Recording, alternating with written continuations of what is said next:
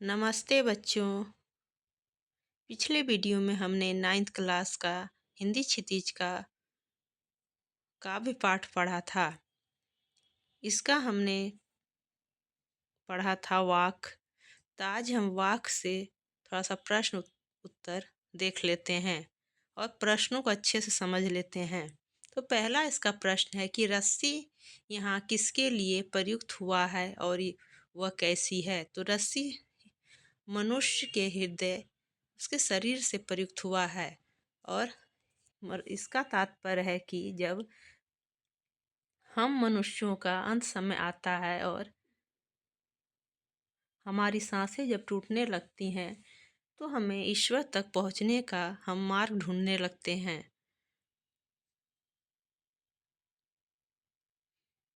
और हमारा हृदय रूपी या फिर शरीर रूपी जो रस्सी है वह बहुत ही कमज़ोर पड़ने लगती है। अगला प्रश्न है कि कवित्री द्वारा मुक्ति के लिए किए जाने वाले प्रयास व्यर्थ क्यों हो रहे हैं।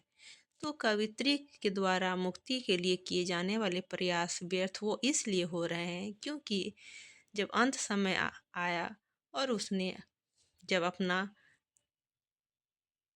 अपने आप को पढ़ने की कोशिश की, जानने की कोशिश की और ये समझने की कोशिश की कि हमने पूरे जीवन क्या किया, तो उन्हें पता चला कि हमने तो कुछ किया ही नहीं जीवन में। और उनके सारे प्रयास फिर ईश्वर तक पहुंचने के व्यर्थ होने लगे। अगला प्रश्न है कि कवित्री का घर जाने की चाह से क्या तात्पर्य है। तो कवित्री का घर जाने की चाह अर्थात ईश्वर के घर जाने से तात्पर्य है। उन्हें अंत समय में वो ईश्वर के घर जाना चाहती हैं। अगला है कि भाव स्पष्ट कीजिए।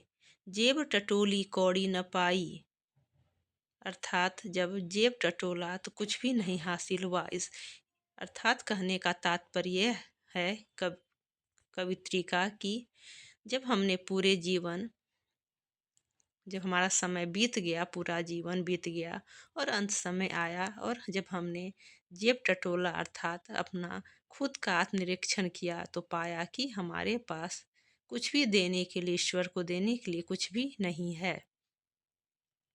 खा खा कर कुछ पाएगा नहीं, न खाकर बनेगा अहंकारी, अर्थात आप भोग विलास में लिप्त रहते हैं तो आपको कुछ भी नहीं मिलता और जब उसे आप भोग विलास को त्याग देते हैं तो आप में अहंकार आ जाता है।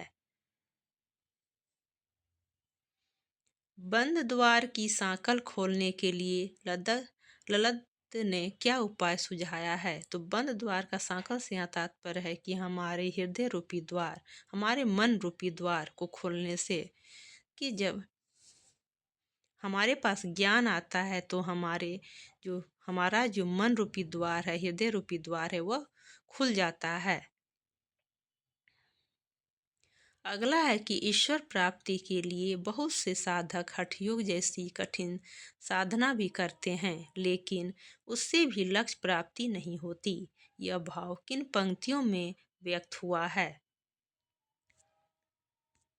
तो बच्चों ये भाव इस पंक्ति में है। आई सीधी राह से गई न सीधी राह, सुसुम से तू पर खड़ी थी बीत गया दिन आह, जेब टटोली कौड़ी न पाई माझी को दूं क्या उतराई। आई सीधी राह से गई न सीधी राह अर्थात कहने का तात्पर्य है कि न कभी कोई भी सीधा काम नहीं किया, हमेशा गलत रास्ते पे चलिए, हमेशा गलत काम किए और जब पूरा दिन बीत गया, सारा समय बीत गया और जेब टटोली तो कुछ भी माझी को, यानी कि जब हम नाव पर सवारी करते हैं, नाव पर सवार होते हैं तो माझी को हम पैसे देते हैं उतराई के रूप में, उतरने के टाइम में। तो कहने का यहाँ भाव इसका ये है कि पूरा जीवन गलत रास्ते पे चली, पूरा समय बीत गया गलत चीज़ों के संसर्ग में रह करके हमेशा गलत ही किया और जब अंत समय आया और पूरा समय जब बीत गया तो जब हमने अपना जेब टटोला ईश्वर को देने के लिए उतराई के रूप में तो हमारे पास कुछ भी नहीं था। और अंत में है अगला अंतिम प्रश्न कि ज्ञानी से कवित्री का क्या अभिप्राय है। तो ज्ञानी का अर्थ होता है ज्ञान। तो हमारे पास जब ज्ञान आएगा तो हमारे अंदर जितनी भी गलत भावनाएं हैं, गलत चीज़ें हैं, वो खुद ब खुद साइड हो जाएंगी। तो इसीलिए कवित्री कहती हैं कि ज्ञान का होना बहुत ही ज़रूरी है। ज्ञान अगर हमारे पास नहीं है तो फिर समझिए कि हमारे पास कुछ भी नहीं है। ज्ञान के द्वारा ही हम ईश्वर तक भी पहुंच सकते हैं। ज्ञान के द्वारा ही हम ईश्वर को समझ सकते हैं, पहचान सकते हैं। क्योंकि अज्ञानी व्यक्ति हमेशा गलत काम करता है, वो चीज़ों को समझ नहीं पाता।